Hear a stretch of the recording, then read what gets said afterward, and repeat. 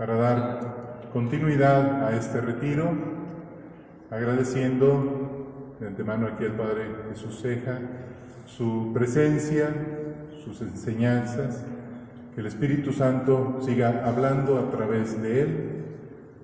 Me da mucho gusto, nos conocemos desde el seminario y hemos llevado también buena comunicación. Continuamos con esta segunda charla y después tendremos un rato de adoración al Santísimo. Bienvenido nuevamente, Padre Ceja. Dios te bendiga.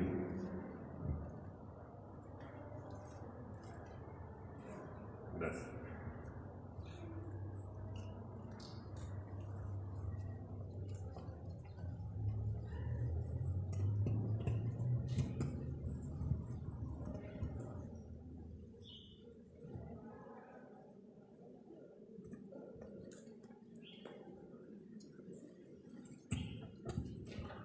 Muy bien, pues vamos a dar continuidad, como dice el señor cura, a dar continuidad, aprovechar este momento. Como estamos en ambiente de oración, pues continuamos. Puede sentarse. Miren, vamos a prácticamente si podemos llamarle así, como a concluir de una forma, diríamos, ponerlo como más en práctica lo que hoy Dios nos ha enseñado.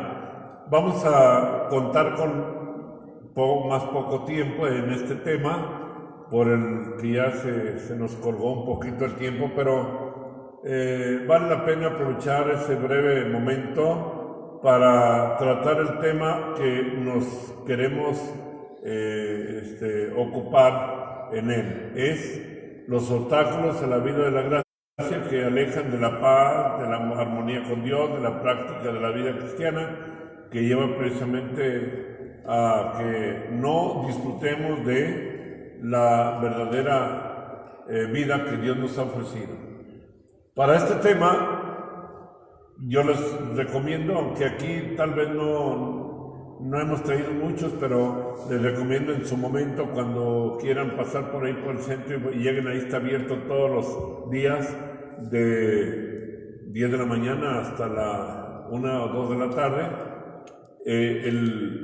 Podemos decir que este tema ampliamente contenido estaría en este libro que se llama Vivamos nuestras prácticas de vida cristiana, que llevan a la total sanación y liberación, así le pongo como subtítulo.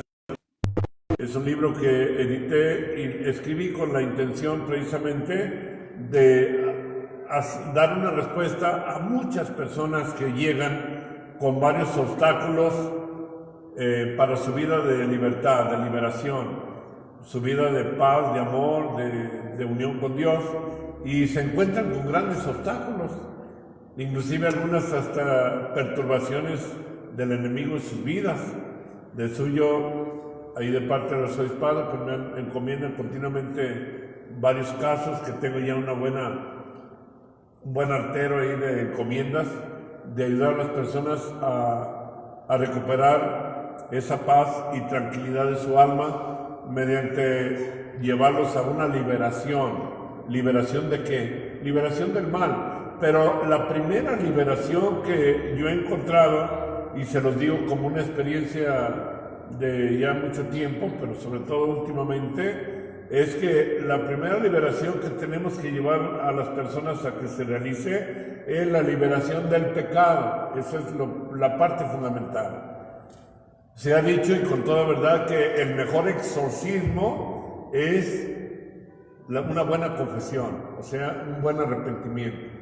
Ya tratamos el tema de la conversión, tan importante, que es precisamente el dejar atrás la vida de pecado y empezar a vivir en la vida de gracia, que es fundamental. He tenido experiencias que cada día me confirman más esto que acabo de decir, con personas que vienen muy dañadas y perturbadas, hasta con presencias malignas en su vida, que no les permiten acercarse a la iglesia, a los sacramentos, y que cuando inclusive llegan a donde yo estoy, ya empiezan a perder hasta la conciencia y empiezan a contorsionarse y a emitir ciertos sonidos extraños, y cualquiera pensaría, bueno, pues es que trae una posesión del demonio. No necesariamente es una posesión, porque realmente para que haya una posesión se requiere mucho. Primero, la libre voluntad de la persona, de consagrarse al demonio, de alejarse de la fe. Es cuando puede haber riesgo de una posesión.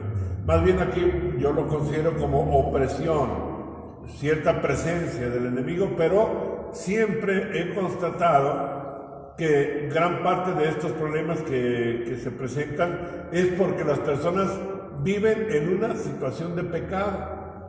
Entonces, lo primero que yo hago es llevarles a través de un diálogo, llevarles como una especie de revisión de vida. De hecho, escribí otro libro igual a este que se llama Los 7 pecados capitales y sus graves consecuencias. Un libro igual a este. Creo que aquí no lo traje ahora, pero ya lo voy a decir, ahí lo pueden conseguir a cualquier día que puedan, paso por ahí. Los 7 pecados capitales y sus graves consecuencias. Y ahí también les explico cómo es la situación del pecado, la que da las puertas abiertas, que precisamente es el tema de en este momento, los obstáculos a la vida de la gracia. Y esa situación del pecado hace que la persona esté manipulada, manejada por las fuerzas del mal, y no porque esté poseída, sino está perturbada, manejada, oprimida. El enemigo lo acecha, lo perturba, lo hace perder la razón, el sentido de su vida cristiana. ¿Por qué? Porque está esclavizado en las situaciones de pecado. Yo he atendido recientemente algunas personas que se han liberado de esas fuerzas malignas únicamente por una buena confesión con eso. Puerto Vallarta, y un día los papás me hablaron muy angustiados porque se puso tan mal, estaban rezando el rosario y se puso que a 6, 7 personas las aventaba con una fuerza muy grande, extraordinaria en él, y a sus papás los amenazó hasta de muerte, y los perseguía con un cuchillo, etcétera. O sea, todo el mundo asustado, y me decían, necesita un exorcismo, está poseído. Y yo les decía a los papás, miren, no necesariamente es que esté poseído, lo que pasa es que tal vez haya una situación en su vida que esté generando ese tipo de situaciones de presencia y de hostigación del enemigo en su vida, no necesariamente porque esté poseído. Entonces ya me lo han traído, y cuando me vio ahí en el atrio del templo, me veía así con una mirada así como mucho odio. Yo sí, por todo lo que me platicaron, dije, a ver si no se me echa encima aquí a los golpes, ¿no? Pues no, se quedó. Entonces yo le mantuve la mirada, pero sobre todo como invitándole con misericordia, Dios te ama, Dios está contigo, etcétera. Se fue calmando. Después ya para ello me había dado su nombre y apellidos, y lo llevé al arzobispado para la autorización, que siempre como diríamos un protocolo, una disciplina de parte del señor cardenal y de los obispados, es que se le presenten los nombres de las personas para una autorización por la posibilidad de que hubiera realmente la necesidad de proceder a un tipo de exorcismo. Entonces se ocupa una licencia, no podemos orar nada más por una persona que esté en esas circunstancias sin autorización previa. Entonces ya me habían dado la autorización al arzobispado, ya tenía la licencia para tratar a la persona y aplicar en ella lo que se necesitara. Si se ocupara un exorcismo, pues eso, pero no, casi nunca se ha ocupado así como un exorcismo litúrgico. Más bien se han solucionado los problemas mediante el diálogo y la invitación a vivir en la gracia de Dios, a renunciar al pecado, a rechazar los obstáculos que se ponen a la vida de gracia, y al momento que la persona se arrepiente, reconoce su pecado, recibe la absolución sacramental, es entonces cuando la persona recupera su libertad y ya se acabó el problema.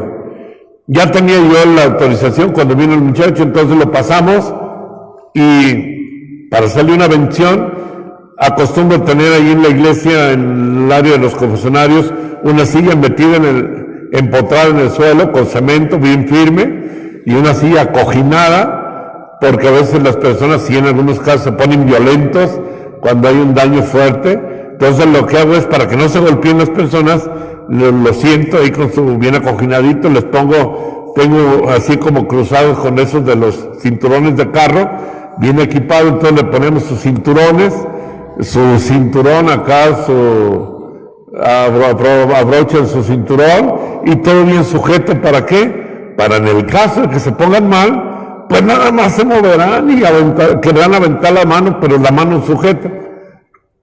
No pasa de ahí. Ni la persona se golpea, ni tampoco golpean a las personas que estén haciendo oración, todo tranquilo, ¿verdad? O ni tan tranquilo en algunos casos, pero así se pone. Entonces, cuando lo senté a este muchacho la primera vez, antes de que ya lo invitáramos a que le dieran un examen a fondo de conciencia, una buena confesión, pues de pronto sí lo sentamos. Y sí, en el momento de la oración, empieza a hacer fuerza y rompe la camisa y todo lo que traía, pues una fuerza muy extraordinaria, pero rugía y todo, pero así quedó. Entonces, ya que pasó toda aquella escena, después, un siguiente momento, le digo, a ver, vámonos sentando aquí, a ver, dime, ¿estás dispuesto a hacer una buena confesión, haz un buen examen de conciencia y pídele perdón a Dios de tus pecados? Porque seguramente le dije, alguna situación de pecado te está generando estos problemas. Y sí, con muy buena voluntad, quiso hacer su examen, se acercó a recibir la absolución, confesó sus pecados, y sí, efectivamente, por los pecados que él confesó, pues sí se veía claramente que por ahí estaban las ataduras que lo tenían así. Entonces ya se da la absolución, y una vez que se da la absolución, aquel joven pasa después a sentarse, aunque por las dudas lo volvía a sujetar, pero ya no pasó nada. Toda la oración, tranquilidad, gozo. Siempre les pido que invoquen al Espíritu Santo, que pidan sus dones, sus gracias para vivir esa vida cristiana nueva. Terminó la oración, se va, de eso hace algunos años, hasta este momento. De hecho, la familia quedó muy agradecida, me siguen visitando, saludando a su familia y sus padres, familiares. Este muchacho lleva una vida cristiana normal, muy bien, jamás volvió a tener esos problemas. Todo el problema fundamental por lo que el maligno hace tantos estragos en el mundo, en los seres humanos, todo el problema está en el alejamiento de Dios, en el pecado, en las situaciones de pecado. Todo pecado, especialmente los pecados de superstición. Aquí en este libro, cuando hablo del primer mandamiento, porque en las prácticas de vida cristiana que les pongo en el libro, les explico precisamente cuáles son las prácticas de vida cristiana que debemos vivir. En primer lugar, el cumplimiento fiel de los mandamientos de la ley de Dios. Y no solamente guardar los mandamientos en la bolsa, en un librito. Una vez me dice una persona, si yo guardo los mandamientos, así los guardo, así, mire, aquí los traigo en un librito, ¿no? Guarda los mandamientos. ¿De qué le sirve traer los mandamientos escritos, no? Recuerdo una vez una señorita curiosa, me dice, yo no tengo miedo, ni siquiera necesito yo ya ni confesarme, ni nada. Dice, porque yo diario traigo conmigo la sombra de San Pedro. Y con la sombra de San Pedro, yo me olvido ya de todo, ya no necesito ni confesarme ni nada, porque la sombra de San Pedro me protege, y con eso al día de la muerte me voy directo al cielo, ¿verdad? Ya tengo a la sombra de San Pedro. Y la traía prendida en una bolsita por ahí en su ropa acá interior, ahí decía ella que traía ahí la sombra de San Pedro. Cuando nosotros no sabemos entender, valorar, comprender lo que en el tema de hace un rato les compartía de la conversión, que convertirse es dejar con todo dolor la vida de pecado y cambiar nuestra vida a una vida nueva. Y aquí uno de los pecados que más alejan de Dios y que más esclavizan al hombre es la falsa adoración. Y hace un rato les había hablado, pues desde luego he mencionado así de lo que son las prácticas supersticiosas. Y es uno de los grandes problemas. Siempre, invariablemente, las personas que he atendido y que vienen con perturbaciones fuertes, De ordinario son personas que se han entregado y aún todavía continúan en prácticas supersticiosas. ¿Qué es la práctica supersticiosa? Es lo que se ha llamado y se llama los pecados contra la virtud de la religión, la falsa adoración. O sea, querer darle a Dios un culto indebido, que no debe de ser. Utilizar también las cosas inclusive sagradas, hasta el agua bendita o las imágenes pueden llegar a ser como un amuleto, como nada más una protección. Yo me puedo llenar de reliquias y escapularios y todo colgado, pero si mi vida no responde a una vida cristiana auténtica, de nada me sirve cargar toda clase hasta las cosas sagradas pueden ser hasta como una muleta, porque le doy un culto que a una imagen no es a la imagen a la que le vamos a dar el culto, sino que son medios solamente de protección, pero cuando se usan de forma ordinaria, llevan realmente a un cambio de vida, a una vida nueva, no cuando los uso para que me protejan nada más, sin necesidad de cambiar mi vida. Entonces cuando ya viene la falsa adoración, más sobre todo en el uso de amuletos, de talismanes. Una vez me invitaron a bendecir un negocio, y cuando llego al negocio a bendecirlo, habían abierto una tienda, una carnicería y otras cosas que vendían ahí, y voy viendo que en la puerta había una sábila con moños rojos, a otro lado estaba una mata de albácar, y estaba todo ahí lleno de matitas especiales. Y les digo, así sutilmente, ¿no? Les digo, oye, ¿y alguien de ustedes está enfermo del estómago? ¿Por qué utilizan aquí tanto la albahaca? Es un té digestivo. No, es que me dijeron que era bueno ponerlo aquí para recoger las malas vibras, los malos espíritus, para evitar que los enemigos nos hagan daño, para evitar las envidias y no sé cuántas cosas. Una mata de sábila con un moño rojo, una mata de albácar acá, luego me voy viendo que estaba una herradura colgando ahí envuelta con un listón rojo y otra herradura. ¿Y esto para qué? Les preguntan. No, pues es que para que nos dé buena suerte, para protegernos, para cuidarnos. Le dije, entonces quiere decir que ya la bendición ya no tiene sentido. Ustedes ya quieren aquí todo esto que les proteja, entonces ya Dios no va a entrar aquí, porque donde ya tienen un Dios que viene siendo la herradura, la matita, es su Dios de ustedes, pues aténganse a su Dios, pero ese no es el Dios que los va a salvar. El único Dios que los va a salvar es Jesucristo. Una vida de gracia, confiar en Él, encomendarse a Él, consagrarle este lugar para Él, y quiten todo eso. O sea, porque son prácticas supersticiosas. Una vez en el Auditorio Benito Juárez, hace algunos años, en esa ocasión, ya hace varios años, yo estaba en el Templo del Rayo, allá en Miravalle, y estaba de compañero mío un padre que ahora está de ecónomo ahí en el arzobispado, el padre Daniel. Entonces, habíamos ido por ahí a ayudar a confesar personas en el auditorio en un congreso carismático. Y por ahí empezó una persona a aullar y gritar, y la llevaban entre varios y se forcejeaba, y la llevaban a enfermería. Y ya ahí hacían todas las oraciones habidas, ora, a ver. Y rápido me buscaron a mí. Al padre Ceja, que venga el padre Ceja.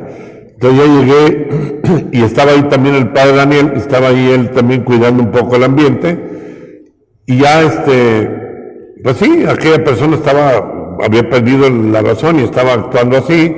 Entonces ya el padre Daniel dice, mire, dice, trae aquí colgando un dije, o sea, traía en una cadenita una piedrita de cuarzo, un dije. A él se le ocurrió al padre, vamos a la quitando, y se la quitó. Y en el momento en que le quitó aquello, gritó como si le estuvieran matando. ¡Ay! Un dolor que le quitaron aquella piedra.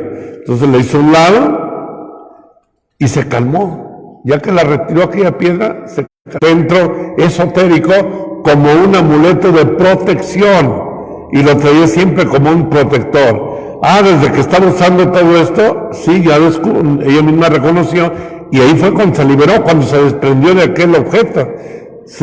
Era como la atadura que el enemigo tenía ahí, por lo cual no se podía alejar de estarla perturbando. Entonces ya se quita el amuleto y se acaba todo. Ya se conjuró, se tiró aquel objeto. Todo ello forma parte de la falsa adoración, o sea, de la idolatría. Confiar en una cosa material que no tiene poder, en un cojincito rojo, en una patita de conejo, en la moneda del porvenir. Les voy a platicar otra anécdota. Tengo tantas anécdotas curiosas, ¿no? Me da risa, ¿ves? Llega un señor y me dice: padre, fíjese que fui a un centro esotérico y ahí me dieron la moneda del porvenir. Bueno, me la vendieron. Dice, me dijeron que con esa moneda yo ya no iba a tener ninguna necesidad, que me iba a llegar mucho dinero, el trabajo iba a prosperar, todo bien. Dice, pero padre, estoy descubriendo que es todo lo contrario. Desde que traigo esa moneda en mi cartera, me ha ido peor. Y me costó 6,000 pesos la moneda. Entonces yo le dije, mire señor, le dije, pues es un amuleto y eso no está bien, porque usted está confiando en un objeto, no en Dios, en una cosa material. Y según las normas de los exorcistas a nivel mundial, padre Gabriel Amor y otros más, todos los objetos que se usan como amuleto debe conjurarse por una oración que los sacerdotes tenemos en un ritual de conjuro para quitarle a aquel objeto esa fuerza maligna que suele tener por ser un amuleto, un ídolo, ¿no? Entonces, a ver, le dije, muéstreme la moneda para conjurarla y ahora usted la tira, porque mientras no se desprenda de esa moneda, usted está cometiendo idolatría, porque está confiando en un objeto y no en Dios. Sí, como no, padre, pues lo que quiero es liberarme, porque no puedo estar así. Saca su cartera, la abre y me dice, ahí está la moneda. Y yo veía, yo no vi nada. Dije, pues ¿dónde está la moneda? Le digo, si yo la tiró, pues no la tiene. No, dice, aquí está, mire. No, padre, perdón, discúlpeme.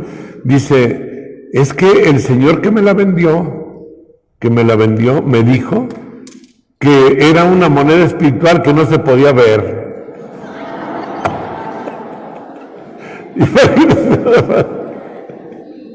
Que no se podía ver. Aquel señor que le vendió la moneda, hace así la mano empuñada y le dice, abre su cartera, y le hace así.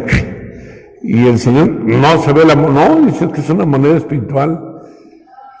Le dije, a ver, vamos, yo quiero hacerle, discúlpeme señor, pero le voy a hacer un ligero examen, nada más una pregunta.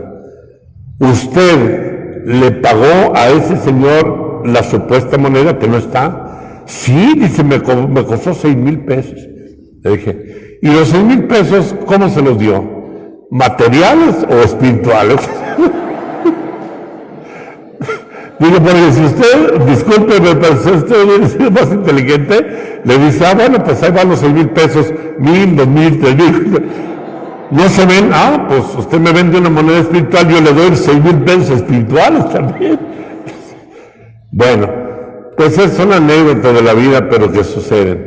Pero ¿cómo es posible que haya de veras tanta ignorancia muchas veces? Y lo encontramos en la gente. Ignorancias terribles, que es lo que propicia que el enemigo entre, porque le damos pie a través de la ignorancia a que entre el enemigo. Otro de los problemas graves que está sucediendo en el pueblo y que limita mucho la vida espiritual es acudir a la adivinación. Hay un texto de la Sagrada Escritura que se los voy a leer porque aquí en este texto nos damos cuenta cuáles son los principales obstáculos a la gracia de Dios y lo que más está esclavizando a mucha gente.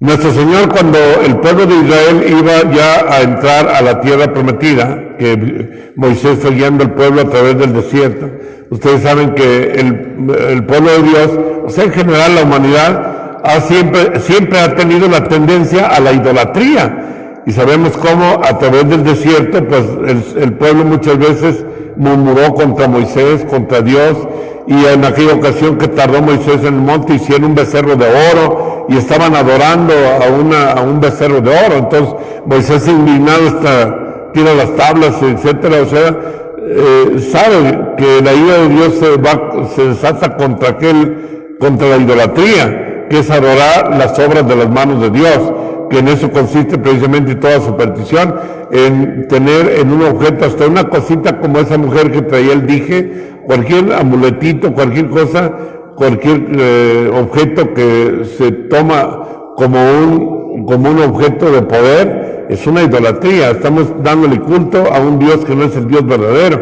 Y muchas veces les digo, tenemos a Jesús en la Eucaristía, ¿por qué no vamos a postrarnos ante Él? Jesús nos dijo: vengan a mí todos los que anden cansados, agobiados por la carga, que yo los aliviaré. Y cuando Moisés iba a llevarlo al pueblo ya para entrar a la tierra prometida, nuestro Señor, en el libro del Deuteronomio está este relato, advierte al pueblo que va a ocupar la tierra a que no imite las costumbres por las cuales fueron desalojados aquellos pueblos, porque eran pueblos idólatras. Por la ignorancia practicaban otras deidades. Y fíjense lo que dice Deuteronomio capítulo 18, versículo del 9 al 12.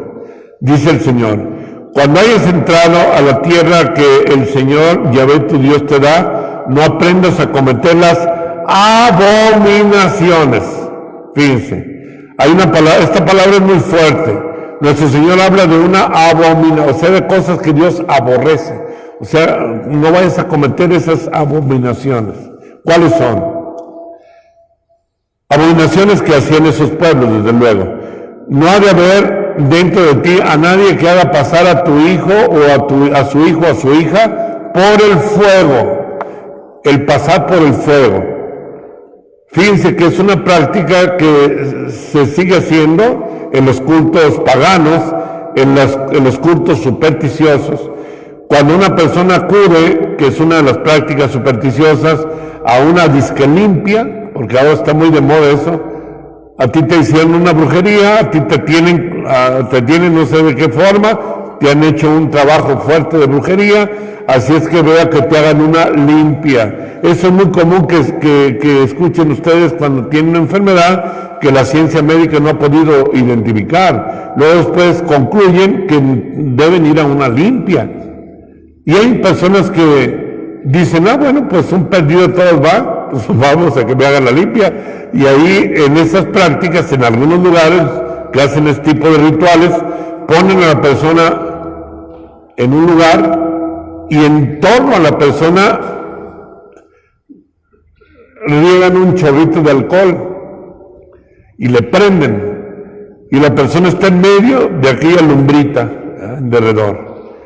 A eso bíblicamente se llama pasar por el fuego, una práctica. ¿Qué es lo que los rituales de brujería utilizan cuando ponen a esa persona en medio del fuego? Es eso, precisamente, pasar por el fuego. Pero es una práctica que, como está prohibida por la Sagrada Escritura, genera que las personas que acuden pueden, en algunos casos, no siempre, porque hay personas muy protegidas por la Santísima Virgen, por sus prácticas de fe, y no les puede pasar nada, pero hay personas que no están muy bien protegidas espiritualmente y puede ser un medio para que el demonio los pueda hasta poseer o influir, oprimir. Enseguida les voy a platicar un testimonio. El hecho es que nadie pase por el fuego, que nadie practique la adivinación. Es una práctica ahora muy común. Ahora hasta en los pilares, aquí en los postes, ¿cuántos lugares hay de centros que dicen que se practica la adivinación? ¿Quiere saber usted quién está? Y vaya, y ahí le decimos, deme su fecha de nacimiento, deme su nombre, y le vamos a decir todo eso, que hasta en la radio, Luego después van a que les echen las cartas. Ahí están echando. Es que me dijeron, dicen las personas. Yo tengo experiencias que hasta de dar risa, ¿no?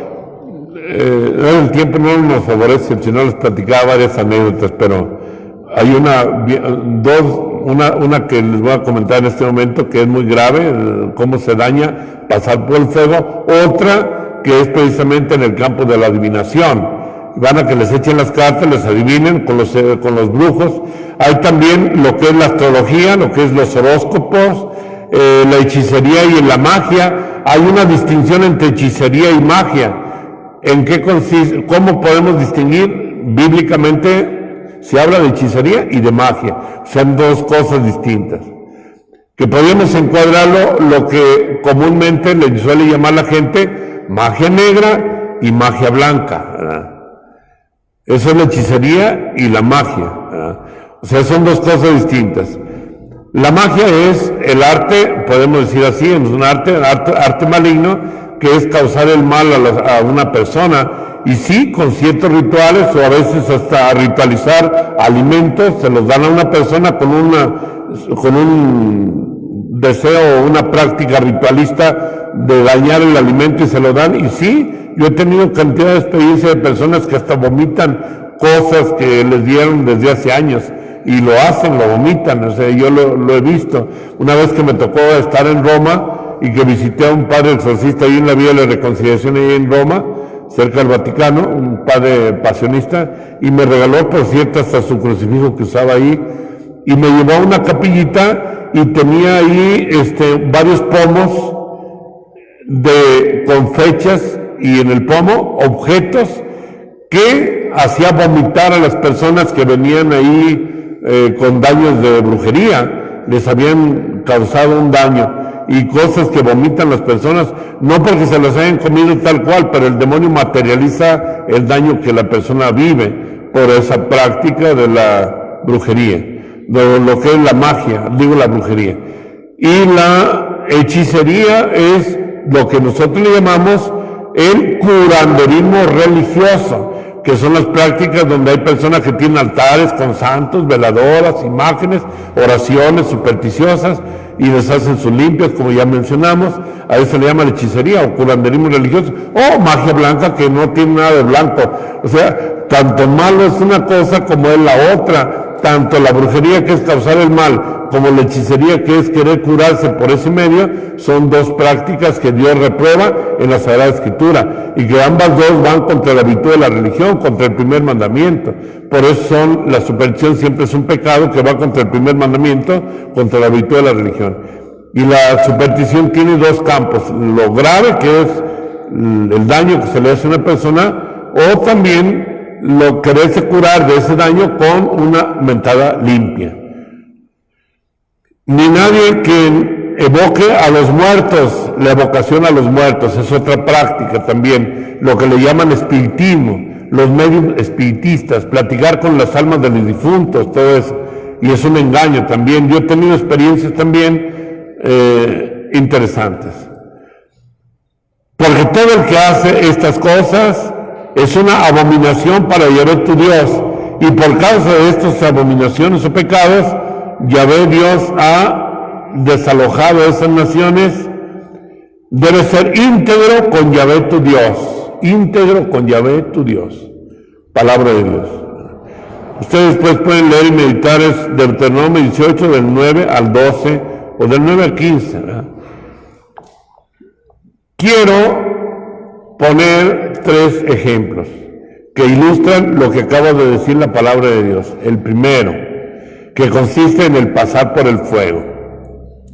Una vez, estando yo en el Templo del Rayo, allá en Miravalle, me hablan por teléfono y me dicen: padre, véngase y ayúdenos, por favor. Angustiadas las personas, porque una persona se nos puso muy mal, aquí golpeó no sé cuántos.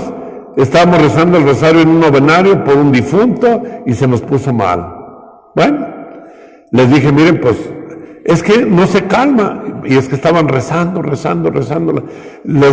Sí, cuando hay ese tipo de escenas, les sale el fervor a la gente, ¿verdad? Todo el mundo rece, asustado, ¿no? Entonces les dije: mire, cálmense, cállense, ya no recen, porque el estar rece delante de una escena de estas es como quien le está aventando piedras a un panal de abejas y se le viene encima. Entonces, lo más recomendable, y siempre les recomiendo, cuando una persona se pone muy mal en estas circunstancias, mejor guarden silencio, no recen, espérense que se calme, que se tranquilice la persona y se va a tranquilizar. De nada les sirve rezar porque si se trata de un caso de opresión, de no ser un sacerdote autorizado, nadie tiene poder para andar queriendo expulsar al enemigo, porque es una autoridad que solamente la Iglesia la da a través del obispo, a quien designa el obispo y da la autorización. Si es que mejor ni rezar, tranquilo. Total, para no hacerse muy largo el ejemplo, porque tengo otros dos, total de que ya se calmaron y después les dije, mejor ya que se calme la señora, que venga conmigo a platicar a ver qué le pasa. Entonces ya vino conmigo a la oficina más tarde, ya se había calmado la señora y me dijo, padre, yo no sé qué me pasa, nada más me dicen que me pongo mal, pero ni yo me acuerdo. Dice, pero lo que sí le puedo decir, me dijo, es que desde hace como 8 años que no puedo entrar a una iglesia para participar en la misa ni nada, porque hay una fuerza que me saca del templo, me siento mal. Y le dije, bueno, y a ver, vamos analizando, ¿a partir de qué usted vive esta experiencia? Y me dijo, padre, a partir de un día que me dijeron que me habían hecho un trabajo de brujería y que fuera una limpia. Y ese día que fui a la limpia, me pusieron en un círculo de lumbre, lo que dice aquí la palabra. Y en medio del círculo de lumbre estaba yo. Y ahí fue donde yo sentí que algo entró en mí cuando estaba en el círculo, y saliendo de ahí, desde ese momento hasta ahorita, no puedo ya participar en las prácticas de piedad. Ya vi que había pues una opresión ahí del mal por causa de esa práctica. Entonces le dije, bueno, déjeme su nombre y apellidos, pedirle al arzobispado la autorización para hacerle la oración de liberación, y la cité, y cuando ya estaba en la capilla junto al Santísimo haciendo la oración, se manifestó esa fuerza, la sujetaban ahí unas personas, y con una voz ronca, que no era la de la señora, una voz dentro de ella me dice, no la puedo dejar, es mía, me pertenece, porque el bien que le hicieron la limpia, que la pasaron por el fuego, me fue consagrada. En ese momento, ya con la autoridad que de alguna forma tenía de la iglesia, le ordeno, pues mira, en este momento te ordeno que salgas de esta persona y que te vayas a los infiernos donde debe estar. Y empezó a gritar con un dolor inmenso, le puse el agua y quedó como desmayada y se liberó. A partir de ese momento, su vida fue una vida normal. Esta señora ya pudo ir a la iglesia, participar en los sacramentos, vivir una vida tranquila, normal, a partir de la liberación. ¿Pero de dónde le vino? De la supuesta limpia, pasar por el fuego. Ese es el primer ejemplo que para mí me confirmó pues lo serio de esta situación. Nadie que practica adivinación o astrología o hechicería, etc. Ningún encantador ni quien consulte a los espectros o muertos. Es otro ejemplo que les quiero compartir brevemente. Un día llegan conmigo ahí cuando yo estoy, ahora que estoy ahí en la Inmaculada, una señora y me dice, padre, vengo a comentarle un problema. Tengo una hija que está engañada, ahora siento que está engañada, dice, porque ella cree muy firmemente que mi nieta, o sea, una hija de esta ancianita, que mi nieta está poseída por el alma de mi esposo, dice la viejita, que murió hace 15 años. La niña tenía 8 años. El abuelito de la niña, que era el esposo de esta mujer que vino conmigo, tenía 15 años que había muerto. Y un buen día empezó a entrar como en trance la niña de 8 años, y empezó a hablar dentro de ella con la voz del esposo de esta mujer. Empezó a hablar y decía que era él, el esposo de la ancianita, y de pronto le empezaron a creer que sí era, porque dice, es que la niña nunca lo trató, porque pues murió hace muchos años y la niña tiene 8, nada más lo veían alguna vez en alguna fotografía, está ahí, pero la voz era la de este señor, y empezaba a hablar y a convocar a los hijos que estaban en Estados Unidos, a los demás, tenía varios hijos, y a todos los hijos los reunió, aquella supuesta alma, ¿verdad? el alma, supuesta alma del señor que había muerto. Y empezó a hablar y a darles a todos los hijos recomendaciones, primero, buenas recomendaciones, porque el demonio, como dice San Pablo, se disfraza de ángel de luz. Aparentaba ser realmente bueno, porque el hombre venía a dar buenos consejos a los hijos. Y había algunos que vivían en Amaciato y les decían: hijos, no es bueno que vivan en Amaciato, cásense ya por la iglesia, reciban la bendición. Ven, buenos consejos. Así empezó, pero ya que le empezaron a dar crédito que sí era realmente el alma de aquel señor, entonces empezó a cambiar de táctica, empezó a dar malos consejos. Era la trama del demonio. ¿Cuáles eran los consejos? Ustedes en defensa propia pueden matar, así es que carguen siempre con ustedes un arma y cualquiera que les haga mal trato, denle sus balazos, mátenlo, matar. Otro consejo que les empezó a dar era: vayan a las tiendas grandes y ahí, como son muy ricos los dueños, pueden ustedes traerse lo que quieran y no lo paguen, se lo traen escondido como puedan. Eso es robar. Y le estaba dando el consejo que lo hicieran. Ármense siempre, duérmanse con arma debajo de la almohada, etcétera. O sea, pura muerte. Y fue cuando ya la ancianita, la esposa de este señor, le entró la duda, dice: yo creo que no es mi esposo, porque mi esposo nunca hubiera dicho eso.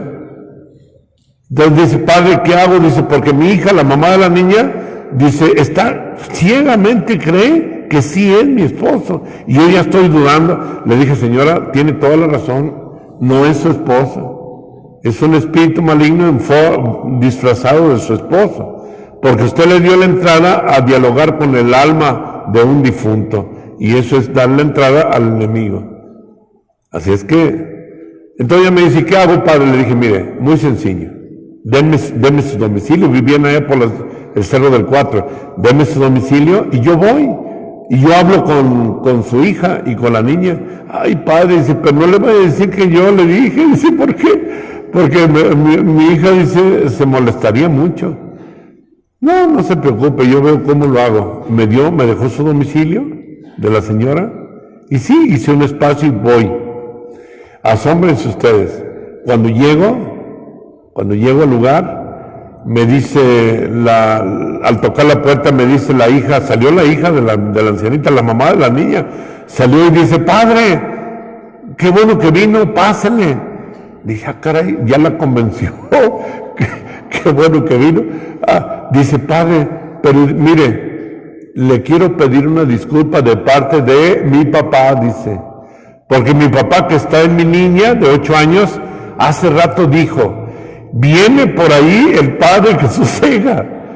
Aquí a 2 cuadras viene, ya casi llega. Cuando llegue, díganle por favor que me disculpen, que no voy a estar, que ya me fui. ¿Cómo ven? Qué curioso, ¿verdad? Y muy gentil se despidió. Está bien. Bueno, yo siguiendo en la corriente, a la señora le dije: bueno, qué bueno le dije, como que yo no sabía, le dije: pues yo venía a visitarlos porque, pues sí, quiero darles una bendición, platicar, a ver cómo les ha ido, qué ha pasado. No, pase, y ya me pasó. Fíjense, mi niña aquí está, mira, aquí está adentro, está en su cuartito. Pero fíjense, mi niña ya tiene años, un tiempo acá, que en ella mi papá se hace presente. Entonces yo le dije: tráigame a la niña y le vamos a dar una bendición. Yo no quise contradecir, ¿no? Vamos a dar una bendición para que esta niña esté protegida y para que, pues, no la perturbe nada malo, y adelante. Ándale, que cuando empecé a hacer la bendición, empezó la niña a contorsionarse. Entonces, dice la niña, ya no la niña, sino el enemigo: lárgate de aquí. Entonces le dije a la señora: oye, ¿por qué la niña y estaba ya asustada la mamá? Y ya seguí la bendición y la niña, pues ya gracias a Dios, le encomendé a la Virgen y parece que se liberó. Entonces le digo a la señora: oiga, le dije, ¿ve lo que está pasando con la niña? ¿Usted cree que su papá pudo haberse manifestado así? No, padre. Ya le entró la duda, dice: sí, dice, veo que no está bien. Dice, óigame, entonces esto no era mi papá. Dije, no, ¿cómo va a ser su papá? Y ya aproveché para evangelizarle ahí a la familia y yo les dije pues que no se dejaran engañar, que no era nada sano entrar en contacto con almas de los difuntos, que no estaba bien, que eso está prohibido por la palabra de Dios. Bueno, pues aquí pasaríamos todo el día, hay tanta cosa, pero el tiempo ya se nos vino. Vamos a hacer un espacio para prepararnos un ratito más. Ahorita está un ligero espacio y luego ya unos minutos, unos 15, y luego ya hacemos la exposición del Santísimo para la oración. Ya les había dicho que vamos a llevar el esquema del folletito número 3, ¿verdad? Si hay por ahí todavía algunos, pues ahí se los recomiendo para que lo hagan. Si no lo hay, porque ya sé que ya no eran poquitos, pues entonces, si ya no hay, pues ustedes sigan interiormente la oración. Los que ya lo tienen, pues vayan rezando en voz alta. No sé, señor cura, yo acostumbro cuando se hace la hora santa, exponer y hacer la primera oración que es la invocación al Espíritu Santo, y luego después me voy para confesar, ayudar a confesar, si todavía faltan gente, o alguien que quiera hacer en forma particular alguna consulta, de platicar una pregunta, me voy a ir de aquel lado una silla afuera, y aquí alguien, no sé si alguno de los padres puede darles un poco seguimiento en la guía de las oraciones, y mientras, porque sí, casi siempre tengo experiencia que en estos temas, cuando comparto todo esto, yo sé que en más de alguien por ahí nace la intuición, la necesidad de preguntar, de consultar algo. Entonces, pues hacerlo con orden. No tampoco van a salirse todos allá afuera, sino todos aquí adentro, y si alguien con orden quiere o sale para hacer una pregunta, allá afuera se lo respondo, mientras se termine el esquema de la oración. Luego ya vengo, ya cuando estemos al final, para hacer la bendición con el Santísimo, ¿verdad? Muy bien. Entonces, vamos a dejar este momentito, unos 10 minutitos para salir, caminar, no sé, al baño, alguna gente que quiera. Luego ya les convocamos para hacerlo así, ¿verdad? Si alguien todavía falta de que comprar rosario o lo que sea, para que después de la bendición les haga con el Santísimo, bendigo todo lo demás. Muy bien. Pueden salir si gustan, entonces unos 10 o 15 minutitos para... Y luego volver, ya les llamamos para eso. Sí.